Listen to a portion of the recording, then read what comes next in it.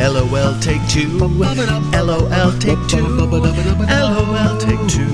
Now listen. I make the best homemade pesto, and I mean best pesto in, like, the entire world. And I mean that in the most humble way, but it's true. People have killed for my pesto. Okay, that's not true.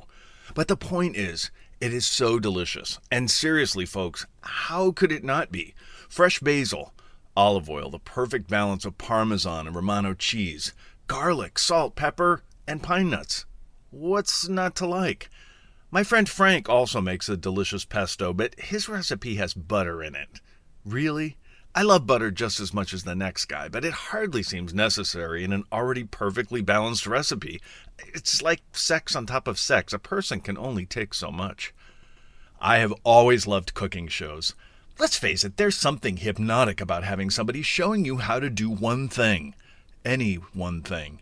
There was a painting show in the 80s on PBS called The Joy of Painting with this guy named Bob Ross who had this huge afro and would sit for a half hour and paint a single landscape. He had this very calm voice with a slight southern twang. Now you fill up your brush with your Van Dyke brown and let's make some happy little trees. He was like a stoned Mr. Rogers who had just returned from Woodstock, and I was mesmerized.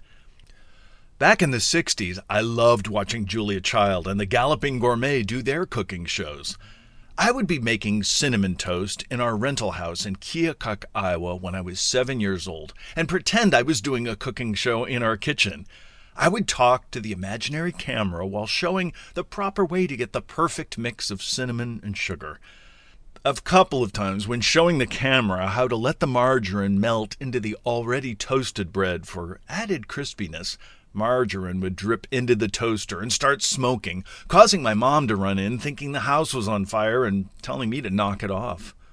I got a cookbook around that time called the Betty Crocker Boys and Girls Cookbook, and I loved it. They had great recipes, and there were 25 kids who had allegedly tested all the recipes, and they had pencil drawings of them with their quotes.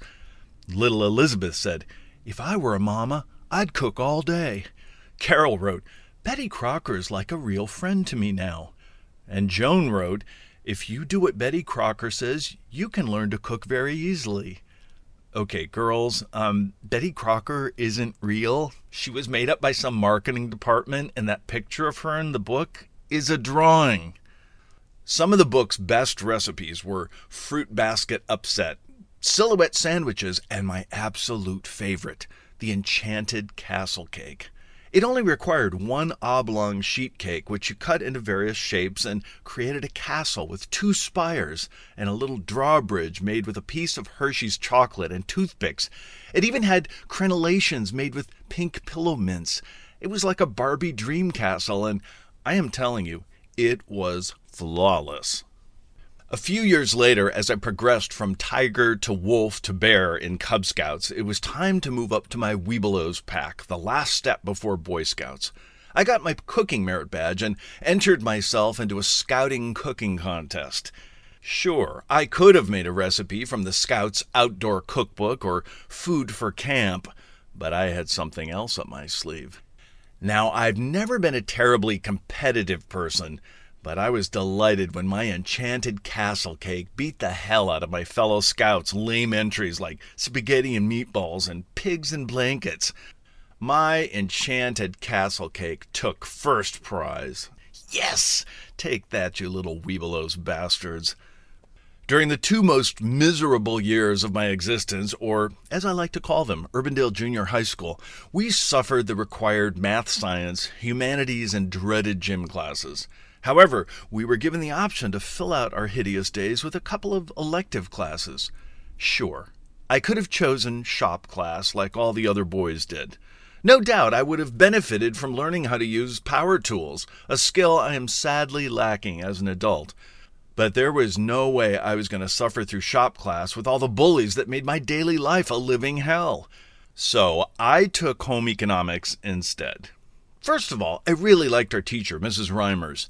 She was very put together, had perfectly coiffed hair, and was always impeccably dressed.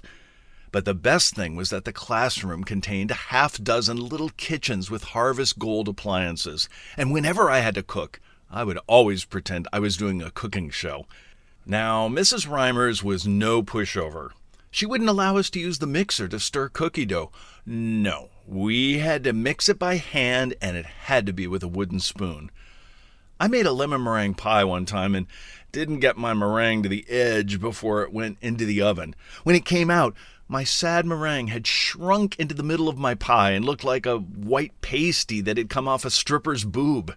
Mrs. Reimers made me do it all over again, but I learned, and now my meringue is amazing, if I do say so myself.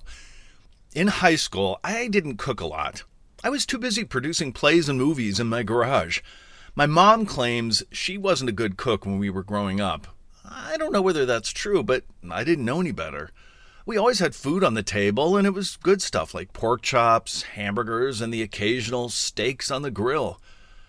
I do recall her recipes most always involved a can of Campbell's cream of mushroom soup. And come to think of it, when I left Iowa for college, I remember that instead of the usual 4 food groups in the food pyramid, there were 5: milk, proteins, grains, fruits, vegetables, and Kraft macaroni and cheese. In college, the mother of invention was being poor. Meals consisted of Swanson's chicken pot pies, 5 for $1 on sale at Lund's. Spaghetti with margarine and garlic salt. Delicious. And any happy hour buffet we could find where our hard-earned dollars would be better spent on liquor than the food we were eating. Many of my part-time jobs during college involved a free meal. I waited tables during the lunch shift at Grandma's restaurant, and you got to order one thing off the menu during your shift. I worked at a pizza joint in Dinkytown where we would get 1 free pizza plus eat all the mistakes the cooks made. And there were a lot of them. Of course, we took it one step further by making our own wine coolers with the fountain 7-Up and the box wine we sold to customers. God help you if you arrived after 9 p.m., as most of the waitstaff was 3 sheets to the wind by then. I'm telling you, it was a great gig. In 1996, I was in LA and recovering from a horrible bout of mononucleosis. Bill was off to Europe on a tour, and I was stuck on the couch for a month by myself and sick as a dog. Friends dropped off groceries and supplies, but then hastily took off lest they catch my germs. I was feeling so miserable and so sorry for myself until I discovered Martha Stewart. She was in her heyday and was the perfect distraction while I recovered. She cooked perfectly. She used her catchphrase, "It's a good thing," and usually it was. I especially love the Martha Stewart Living theme song, an opening with shots of her happily digging up weeds and grinning from ear to ear when hand-whipping egg whites. Bill's mom, Violet, called Martha Stewart a snot, and I couldn't disagree. Yes, I know Martha hadn't really grown her entire garden from seeds or prepped any of the ingredients for her recipes, but I didn't care. Martha was Mrs. Reimers. 20 years later, I had come full circle. Now there are so many cooking shows. How can you possibly keep up? I like watching little Italian Lydia cooking with her thin hair and her catchphrase, "Tutti a tavola a mangiare," which means everyone to the table. But Lydia cooks everything with those clanking metal bracelets on. They get filthy dirty. And there were actually a handful of episodes where Lydia was cooking with a Band-Aid on her finger. No. Neither Martha nor Mrs. Reimers would ever do that. And now for a treat. Listeners, I'm going to walk you through making the perfect pesto. First, I find that certain song on my iTunes playlist that I downloaded off the internet and I put it on repeat. I have my ingredients beautifully staged and set out on my counter. A 5-ounce wedge of Parmesan cheese and a quarter of the same size wedge of Romano cheese that I have processed in the food processor. I then take 2 cups of freshly picked and well-packed basil leaves that have been washed and dried, careful not to bruise them. I put those in the food processor with 1 cup of pine nuts. Not walnuts, not any other kind of nuts, but pine nuts. Yes, they're expensive, but nothing tastes as good. Sorry.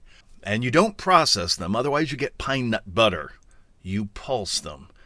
Scrape down the food processor bowl and throw in a couple of teaspoons of crushed garlic, a teaspoon of kosher salt, and freshly ground pepper, then pulse some more.